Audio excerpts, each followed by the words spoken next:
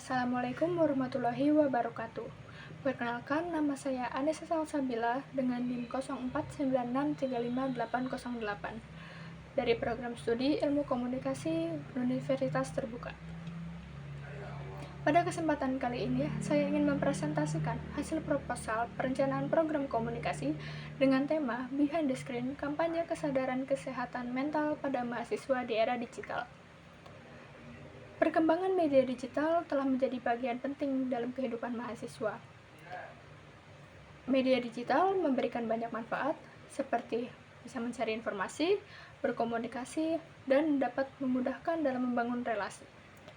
Di luar banyak manfaat yang diberikan oleh media digital, penggunaan media digital yang intens tanpa disadari dapat mempengaruhi kondisi psikologis dari mahasiswa itu sendiri. Di luar itu, mahasiswa telah banyak menghadapi tekanan seperti tekanan akademik, organisasi, dan tekanan kehidupan sosial. Media sosial sering memunculkan perbandingan sosial yang dapat memicu stres dan kecemasan. Namun sayangnya, masih banyak mahasiswa yang enggan membicarakan masalah kesehatan mental karena stigma yang ada di lingkungan sekitar. Untuk itu, diperlukan adanya program komunikasi untuk meningkatkan kesadaran dan kepedulian terhadap kesehatan mental. Adapun rumusan masalah dari program ini yang pertama, bagaimana meningkatkan kesadaran mahasiswa mengenai pentingnya kesehatan mental di era digital. Dan yang kedua, bagaimana mendorong mahasiswa agar lebih terbuka dalam mencari dukungan ketika mereka mengalami kesehatan mental. Tujuan diadakannya program ini yaitu untuk meningkatkan kesadaran mahasiswa mengenai pentingnya menjaga kesehatan mental di era digital.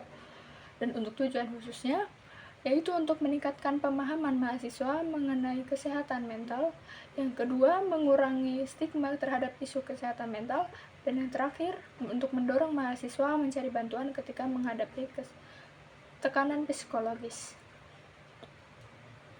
Adapun 3 manfaat yang diharapkan bisa diambil dari program ini. Yang pertama, manfaat teoretisnya dapat menerapkan konsep kampanye komunikasi, dan untuk manfaat praktisnya menjadi sarana edukasi kesehatan mental bagi mahasiswa. Dan yang terakhir, manfaat sosial, yaitu untuk mendorong lingkungan kampus yang lebih peduli dan suportif.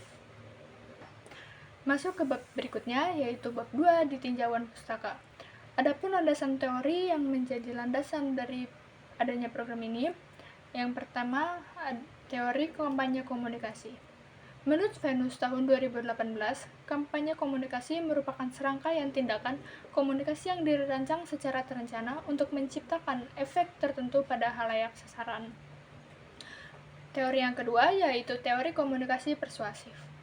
Menurut Hovland, Janis, dan Kelly tahun 1953, komunikasi persuasif bertujuan untuk mempengaruhi sikap, keyakinan, dan perilaku individu melalui penyampaian pesan yang meyakinkan. Teori yang terakhir yaitu teori pembelajaran sosial. Menurut Bandura, pada tahun 1977, individu dapat mempelajari perilaku baru melalui proses observasi dan peniruan terhadap perilaku orang lain. Teori ini mendukung penggunaan konten edukasi dan webinar dalam kampanye kesehatan mental. Masuk ke bab berikutnya, yaitu bab 3, metodologi program. Jenis program yang digunakan adalah kampanye edukasi kesehatan mental. Dan untuk pendekatannya sendiri melalui persuasif dan partisipatif. Metode yang digunakan adalah webinar, kampanye media sosial, dan diskusi interaktif. Untuk sasaran dan target audiensnya sendiri adalah mahasiswa yang berusia 18-24 tahun. Media yang akan digunakan dalam program ini meliputi Instagram, TikTok, Zoom Meeting, poster digital, dan pembuatan infografis, video edukasi, dan materi presentasi webinar. Masuk ke bab berikutnya yaitu rencana aksi. Strategi dari program ini diantaranya, yang pertama, menyampaikan pesan kesehatan mental dengan bahasa yang mudah dipahami. Yang kedua, menggunakan pendekatan yang dekat dengan kehidupan mahasiswa. Dan yang ketiga, memanfaatkan media sosial sebagai saluran utama kampanye. Yang keempat, adalah mendorong partisipasi aktif dari audiens. Adapun taktik dari program ini yaitu yang pertama pembuatan konten edukasi kesehatan mental, yang kedua webinar bersama psikolog atau konselor, yang ketiga sesi berbagi atau sharing pengalaman antara mahasiswa, yang terakhir kampanye media sosial menggunakan tagar #BehindTheScreen.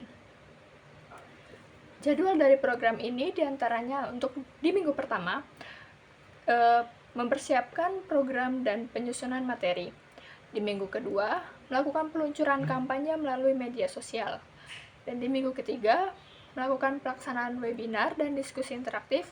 Dan untuk di minggu keempat atau di minggu terakhir, mengadakan evaluasi kegiatan dan penyusunan laporan.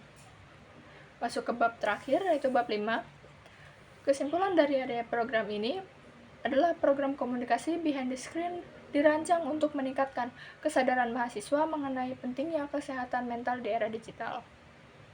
Melalui kampanye media sosial, webinar, dan kegiatan interaktif, program ini diharapkan dapat meningkatkan pemahaman mahasiswa, mengurangi stigma terhadap kesehatan mental yang ada di lingkungan sekitar atau yang telah beredar di masyarakat, serta menciptakan lingkungan kampus yang lebih peduli dan saling mendukung. Sekian yang bisa saya sampaikan. Kurang lebihnya mohon maaf. Wassalamualaikum warahmatullahi wabarakatuh.